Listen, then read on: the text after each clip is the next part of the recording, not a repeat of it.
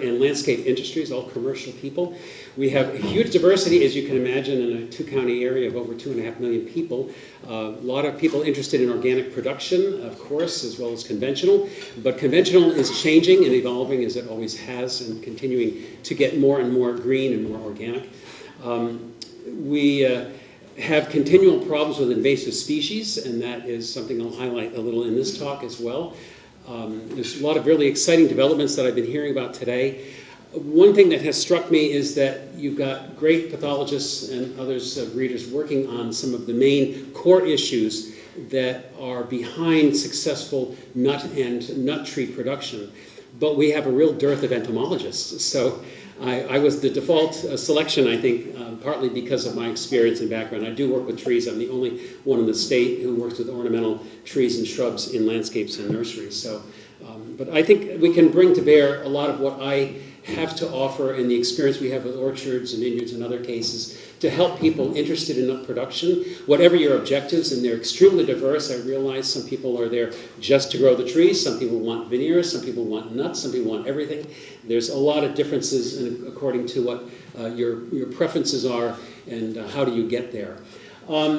So this, let's see here, forward, all right. Try the other way. Oh, try the other way, okay.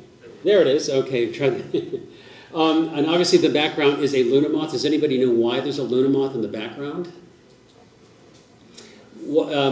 I tell people if you like butterflies, plant caterpillar gardens, and luna moth caterpillars love walnut trees. So there's a really good reason to grow walnuts. You get to see some of our favorite silk moths, and lunas are among them. If I show people lists like this is just a partial list of some of the insect and mite issues you could see on, these are just two groups of nut trees. I haven't included chestnuts in here. I have gotten calls from the chestnut breeders and workers in ESF about dealing with some insect issues on the chestnuts in a nursery setting. And the ones you'll see, the problems you'll see in a nursery setting be very different from those you'll see in a landscape situation long-term where you're not making very many changes. So this is just a short list, I think, of some of the ones that I read about and some that I have actually dealt with. And I'm not going to really talk about the chestnut issues. The ones that we had seen before were chestnut phylloxera, chestnut a shot-hole minor, which is it's a here and then, here and now sort of thing, off and on. And the third one is an odd sort of chestnut gall midge that creates really weird galls on the tips of the plants. But anyway, there's just a black walnut and hazelnut group there that we can talk about. A few that I've encountered is, I'll show you next. This is walnut caterpillar. It actually will go after a few other kinds of trees, but this loves different kinds of walnut trees as well as willow, birch, and pecan. And you can see these caterpillars often finding in groups there, and you make these huge numbers that can utterly defoliate trees around midsummer to late summer. Usually trees can survive a single defoliation event. A couple of defoliations are not very good, so you want to try to prevent that. They're easy enough to control, not a problem. But they will come and surge and fall from year to year. You may not see them for many years, and then one year there'll be an outbreak for quite a bit.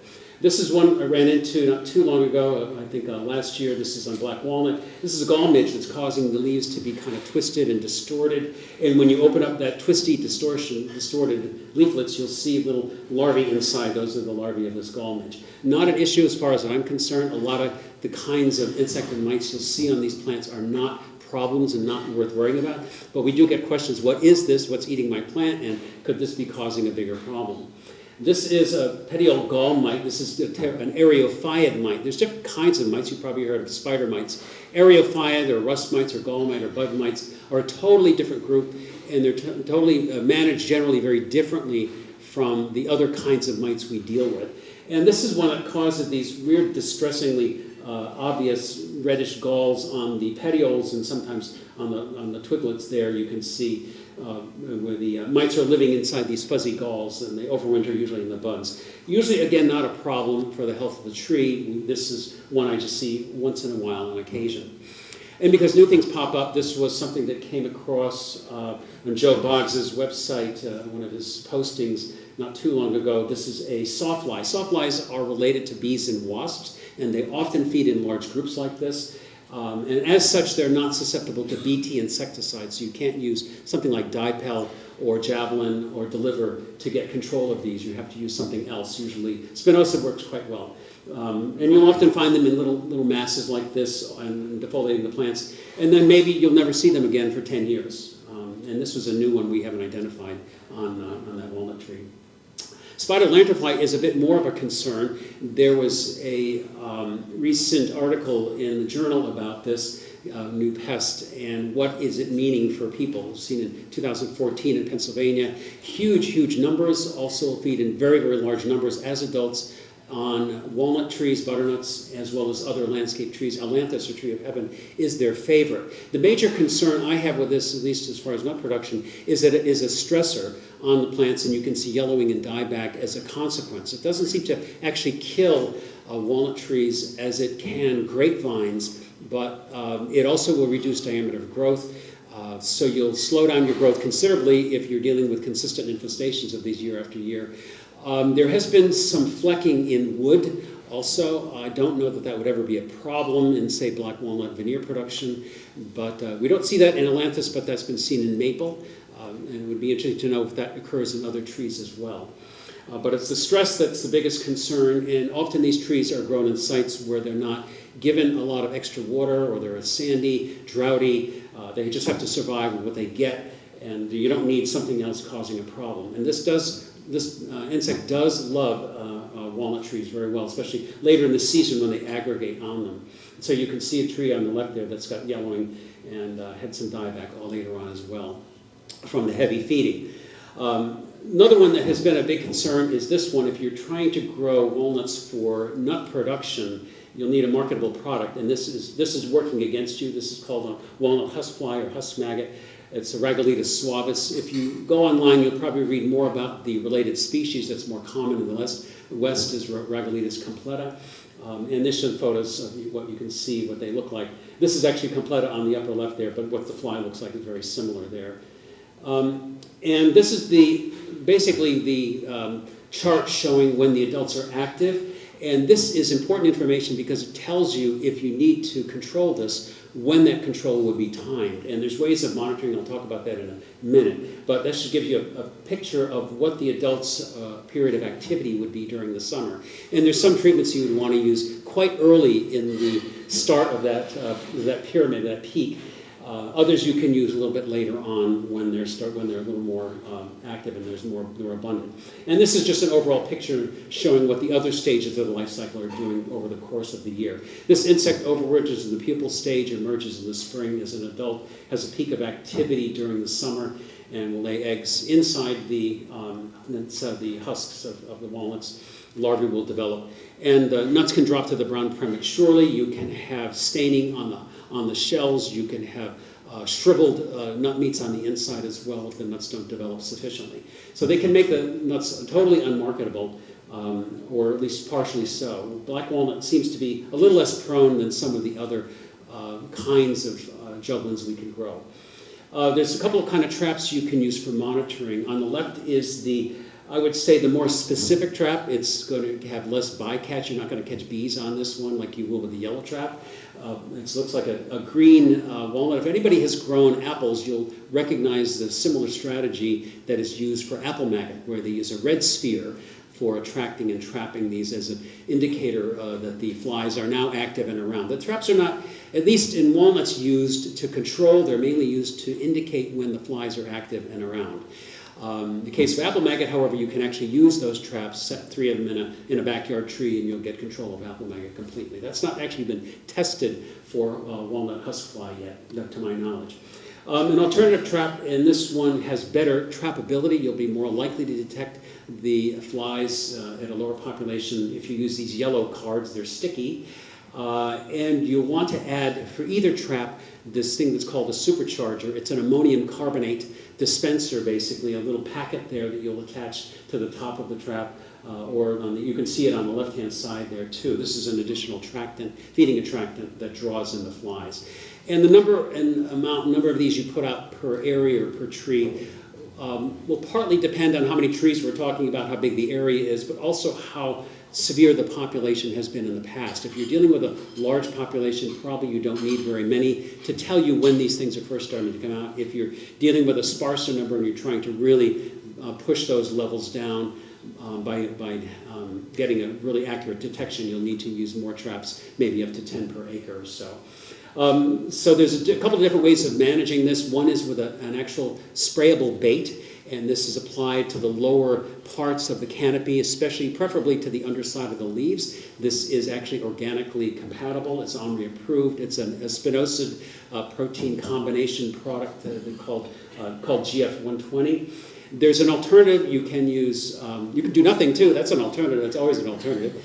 And there's other things I'll mention too in a moment. But there's insecticides you can apply later on when the adult numbers start to increase. And you can mix a bait in with those. So these are some of the options you can use for control, including non-chemical strategies for managing this. I have things in green. These are the greener, generally organic, preferable strategies that you can use. There's some chemistries that are available, like a sail and some of the pyrethroids and delegate spinetoram. These are all other options that are used for managing this. The cultural biological controls are listed there. I even mentioned possible chickens. People have talked about releasing chickens in their nut orchards for eating the larvae as they emerge from the husks and in the soil. Possible use of beneficial nematodes. That would be a very expensive strategy, but that has been tried for some other related insects with, I would say, fair to minimal levels of success. And the baits that I listed there, these are what would be added to the materials just to the left. So you would use molasses or this new lure or the insect bait. These would be combinations with the insecticides to enhance the killing power of insecticides should you need them. I'm always in favor of sort of IPM approaches and non-chemical strategies, but also if you do need to use some kind of an insecticide favoring the more reduced risk or organic type options. And you can imagine in an area where I am populated with so many people, that is the order of the day. And this just shows you some of the GF120 bait that was sprayed on leaves. It's best to get it on the underside. This is California, so they don't have rain to worry about. But if you can get it on the underside, it'll give a little more durability to that. And just to give you a sense of what some entomologists who work with nut crops can do, this is a trial just showing results of trunk injections, which these injections are available in this country, but not legal for use on nut crops, not on edible crops at all. You can use them on ornamentals, and they're widely used for some, because obviously you have tall trees that can't be sprayed. There's a drift issue. We don't want to spray them. We don't have the equipment and so forth. But trunk injection is an option, and we do that in landscapes for many kinds of pests like emerald ash borer. So imamectin benzoate and abamectin are two materials that are used. And on the left-hand side is a trial just comparing two rates of abamectin, two rates of imamectin benzoate with a water and a non-water injections. So this is looking at the control of husk maggot with either of these in the first year. They were injected in June, and then they looked at the level of maggot present later on that year. And then the following year, they didn't inject the trees, but they wanted to see how good the residual activity was. And you can see there is a suppression going on, but all of the treatments are almost all up to the level of the untreated controls. And in other words, you're getting some control still, but not very much residual. All right. A little bit more of black walnut and butternut cuculios. These can damage the fruits as well as, of course, the flower parts when they are out in spring. And you can get early nut drop as a result of this. And especially with butternut cuculio, you can get twig dieback and leaf drop. You sometimes see mass numbers of leaves that are dropping as a consequence of this. And here's some of the damage you could see from butternut cuculio in particular. We don't see much of this, but we have had reports of it, especially from the Midwest.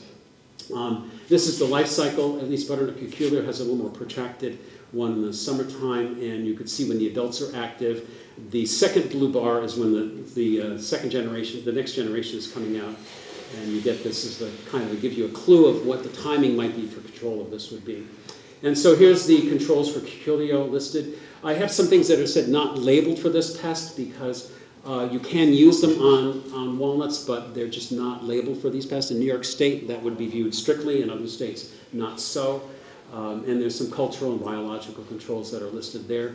And it's interesting to see the differences among cultivars in resistance or susceptibility. This is a report that was from 1979 showing you, at least particularly the Cibolianas and the hybrids are very, very prone to this particular problem, whereas the black walnuts are much less so.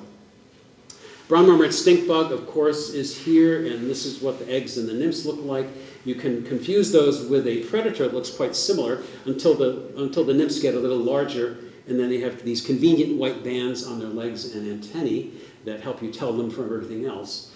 And these are the kind of horrifying numbers we were seeing during the early stages when this was a real problem, and then the damage they can do, at least in other crops there and there.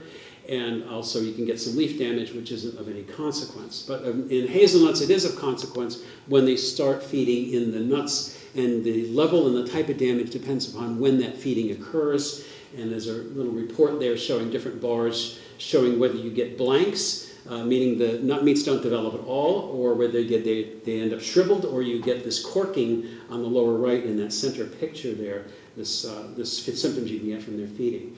So this could be one to watch and to worry about, although fortunately we haven't seen huge populations of this very much lately. It seems to be fading out. I was asked to talk a little bit about filbert or big bud mite. There's two different kinds of these eriophyid mites that can do this kind of a swollen bud symptom on hazelnuts. This is a concern. Certain varieties are much more susceptible than others, and this is I don't think it's going to be a terribly difficult thing to control. There's a list of some of the control options, and we do have at least one kind of chemical called tortyl that should work quite well. I think horticultural oil and some other things can work very well too. But the timing is going to be an issue. I would say the dormant stage would be the time to do it during the early springtime when the weather conditions are favorable. There is some, again, difference in susceptibility. Here's a table from just gathering together some observations from around the world on the susceptibility of different varieties to this. And you can find contradictions in this table too. So for example, the Ennis variety was, I think it was one of those is found as resistant in England, but highly susceptible in the US. So take all that with a bit of a grain of salt, and we don't know always what mites they're actually talking about because there's two different species. There could be different ones in different cases. And this is when the adults are appearing in the fall, they're coming out and being active. This gives you a clue about what the timing of treatment might be. If you want to pursue a fall treatment strategy, that could be possible as well. We have some ideas about what to do if you're running into it. Sulfur was used in one case, and it's just showing a blue line where the numbers actually dropped where they were treated with sulfur. Sulfur is not usually a very effective miticide, not something I would normally use, even though you read about it. You can use sulfur, you can do this, you can do that. A lot of things you can do that don't really work very well. This is one where it can drop the numbers down, but it didn't actually result in much improved symptoms on the plants that were treated. And so with that, I think I should end, because my time is up, and if there is any questions, I'll be delighted to answer them. And I will be around afterwards, so if you don't catch me now, we can talk later. So thank you very much.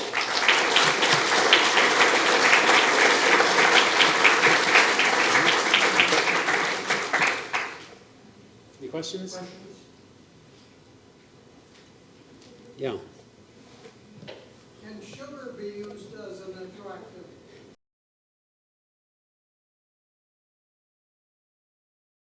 Yeah, can sugar be used as an attractant? It certainly can. It hasn't been used here. I think molasses is because it was cheaper, and that's probably, plus also molasses has a sticking capability. So in the early days when it was called gypsy moth, when we were spraying for that, people would put molasses in. Actually, they put it into the formulation with carbaryl 7, partly as a sticker, but also partly as a feeding stimulant. So that was, so it is still used somewhat, but molasses would be a cheaper, probably. Yeah. I've had some trouble with Japanese beetles on hazelnuts. Mm-hmm.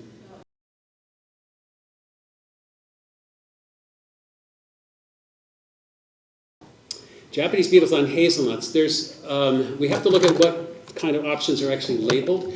There is a new BT product called Beetle Gone that is labeled specifically for Japanese beetle on a wide variety of food crops. That probably would be one you could use. What are you in New York? Are you in another state? What state are you in? West Virginia. Almost heaven. Almost heaven, West Virginia. I was just there this past spring. It is almost heaven, quite beautiful. They were bad in 2012 and 13, and then it pretty well went away. And I thought I wouldn't bother unless it was over 40% defoliated. Now this year, it's a bad year. Yeah, yeah. So something's eating them, Mm-hmm. or controlling them, and it comes and goes. Yeah, it comes and goes, and the same has been here.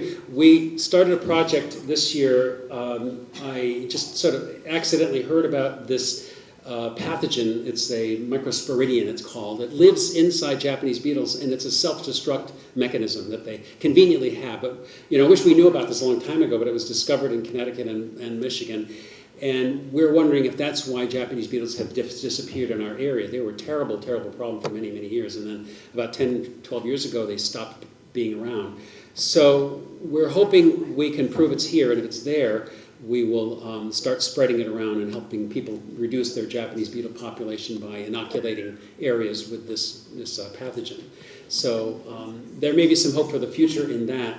But the beetle gone may be one option, and there may be some other chemical strategies, probably carbaryl. I could look up and see what's labeled for use on hazelnuts. Beetle gone is very effective. I've used it on peach trees. Okay. In 10 days, all the beetles were finished. Yeah, so they mentioned that beetle gone was very effective on peach trees for Japanese beetle. And I want to shout out, thank you very much. I mean, I really appreciate, there's so much experience in this room that I feel like I should be listening to all of you talking about what you've done, but I appreciate that. Thank you.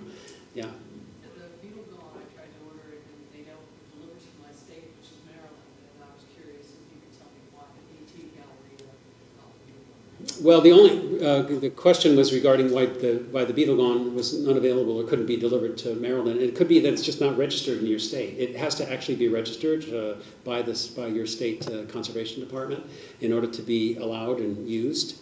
So BTs, that's the way BTs are. There's some minimus insecticides that don't have to be registered, but the BTs definitely do. So that may be why. Mm-hmm. Yeah. Anyway. Thank you. Okay, thanks very much.